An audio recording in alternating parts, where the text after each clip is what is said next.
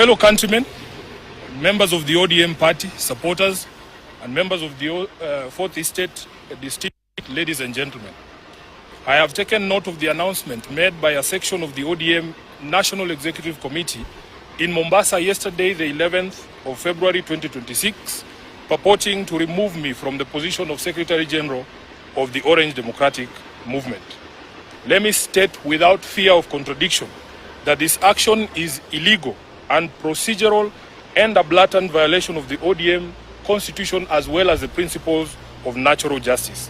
At no time have I been informed of any allegations against me, be they of indiscipline, insubordination, or incompetence in the execution of my duties as the Secretary General. Neither have I been invited to respond to any complaints in and out of the party on any matter that would constitute grounds for removal of a Secretary General. Consequently, no lawful organ of the party has invited me to any hearing.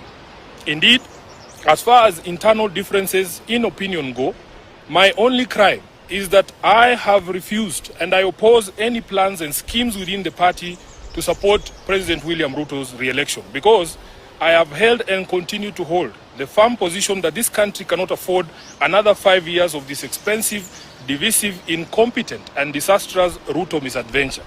Kleptocracy is not a philosophy that an entire nation can give a second chance. This month marks the beginning of my 9th year as SG of ODM. I am the longest serving individual in that position.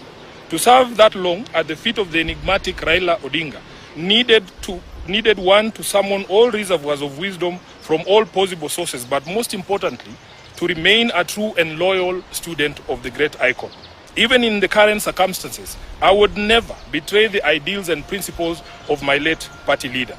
I have served this party with loyalty, diligence, and unwavering commitment because I had a leader in Raila who nurtured young people and young leaders and knew how to bring competing interests and egos into one functional movement. Together, we have defended the Constitution, strengthened internal party structures, and safeguarded the voice of millions of Kenyans who believe in social justice and accountable leadership. My record speaks for itself, and it always will. It is in public domain that my opposition to the party's dalliance with Ruto started long before the Right Honorable Raila passed on. He understood my reasons and accommodated them. It is also a known fact that regardless of what political deals Raila struck with different regimes, he would never have allowed his beloved party to be turned into a mere appendage of State House, where decisions are rubber-stamped after instructions are received from the regime. It is painful to note that sections of the party continue to desecrate the legacy and memory of Raila by turning this party into a theater of the illegal. Just last week, on 3rd February, a Gazette notice was released purporting to legitimize the recent changes in party leadership, with the rider asking for public input within 7 days, even though the stated date had lapsed by 3 weeks. Essentially, those who now purport to run the party are aware that, for instance, the new party leader was installed unprocedurally and unconstitutionally. These shortcuts and illegal edicts reflect the bad manners that progressive institutions and individuals pick up as soon as they get cozy with William Ruto. I leave it to the party members to judge if this really is the path that the Right Honorable Raila Odinga had set for us. Just 4 months after his death, we can all agree that Raila must be turning in his grave. In recent times, many respected personalities within the movement have reached out to me and the rest of the leadership, seeking a middle ground of unity, at least until the National Delegates Convention is called. I may not mention all of them, but the party trustees, and they know themselves, as well as Mama Ida Odinga and Her Excellency Ruth Odinga, the women representative for Kisumu, among others, have worked tirelessly to try and unite the party and renew the spirit of Raila in the party.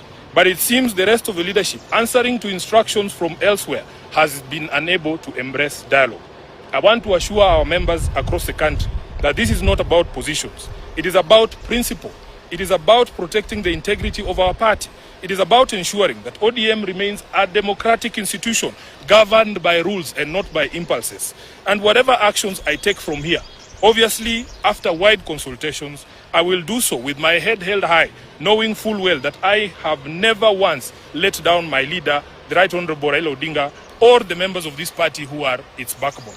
As I said in Busia, Raila did not raise cowards. He did not teach us to run away from hardship or challenges, but to confront them head on. Our party constitution places a responsibility on us to fight for ODM. And fight we shall. Through all lawful means, we shall fight for this great institution until the very end. We will challenge every illegality in the courts of law and in the court of public opinion. Surrender is not an option for us. I urge our members to remain calm, steadfast and committed to the ideals that brought us together.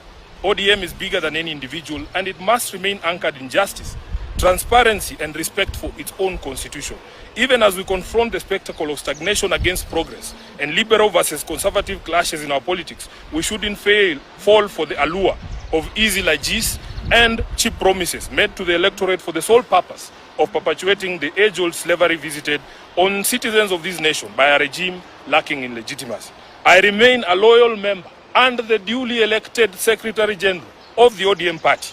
I remain committed to the struggle for a fair, just and democratic Kenya. As I navigate this period, I ask for your prayers and goodwill, but most importantly, for all of you to remain vigilant in guarding the freedoms that Raila Odinga taught us never to compromise over.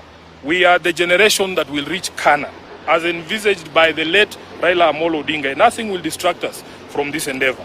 I am grateful to all of you for all the messages of support, and I want to assure you that we will be back to the grassroots bigger and more energized, beginning this Sunday in Kitengela.